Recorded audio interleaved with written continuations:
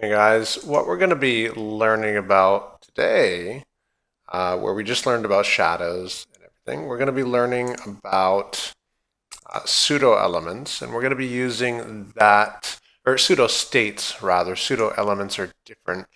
Let's talk about pseudo states. So a pseudo state is like if you hover over a link, this gains the state hover.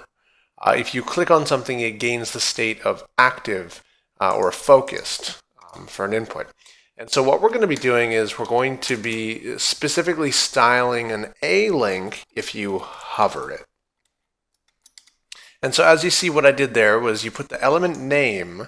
It can be a class as well, so I could write more link on hover. And then you put a colon and then the hover word. So in this case, I'm going to apply it to all A elements. So A colon hover, and on hover, we want to, let's just make it really noticeable. Let's change the font size to 32 pixels. And you would never use this kind of style, but let's refresh. As you can see, when I hover over a link, it changes font size. It's a bit jittery because again, you wouldn't change the font size. Let's change the color. So, oops, not that element. Right down here, A hover. We're going to change the color to a shade of green. So let's say 8F8. And that's a weird green, but let's go with that. Refresh, and as you can see now, when you hover over a link, it's going to change to green except for this one. So let's go ahead and find out why. That's an A element that should be changing. And the reason is specificity. If I set this to important, and then save it and refresh, now it's going to apply to all links. This has two classes, so by styling that color, it's become more specific. So what we can do, if we don't want to add the important tag, just in case we want to overwrite it later, you can actually supply multiple elements to a rule. So in this case, I'm going to turn these into class references here. And I'm going to also put an A in front of this. So the way this reads is on A hover or A with a class of more link and with a class of bolded link, hover. So I'm going to save this and refresh, and now they all turn green when you hover over them. And that's just by using the specificity there instead of adding the important tag, because we want to add the important tag as minimally as possible, because once you get 1,000 or 2,000 lines into a CSS file, having important tags everywhere is kind of gonna become confusing and difficult to continue on with that. So it's not very maintainable. So where possible, just over specify if you need to instead of using the important tags. And that's the hover pseudo state. I'm going to add an input here right above the top stories. So right here, I'm going to add an input. Placeholder is going to be search. And then the class is going to be my-input. We're going to save this and refresh that, and we've got our element there. So what I'm going to do is a few different things. Right at the bottom, I'm going to remove that paragraph rule because we're not using it.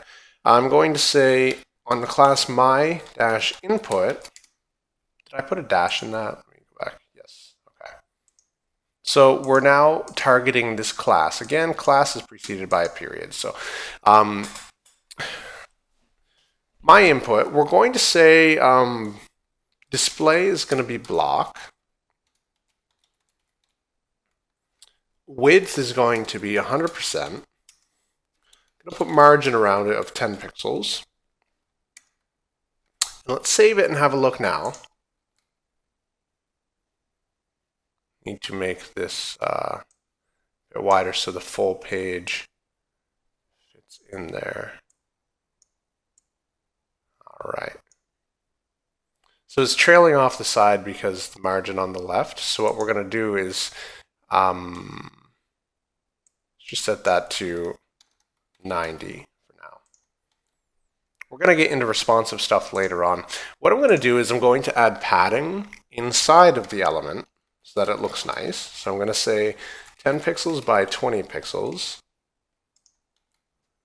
Again, the first argument there is vertical and the second argument is horizontal. So now this is my element. I'm going to add border radius, and we're going to talk about this in the next video actually, so I'm going to leave that out for now. What I'm going to do is to demonstrate another pseudo state, I'm going to say my input, put a colon there, and say focus. And I'm going to say what I want to happen on focused. So in this case, I just want the background to turn gold. And I'm going to use this color picker because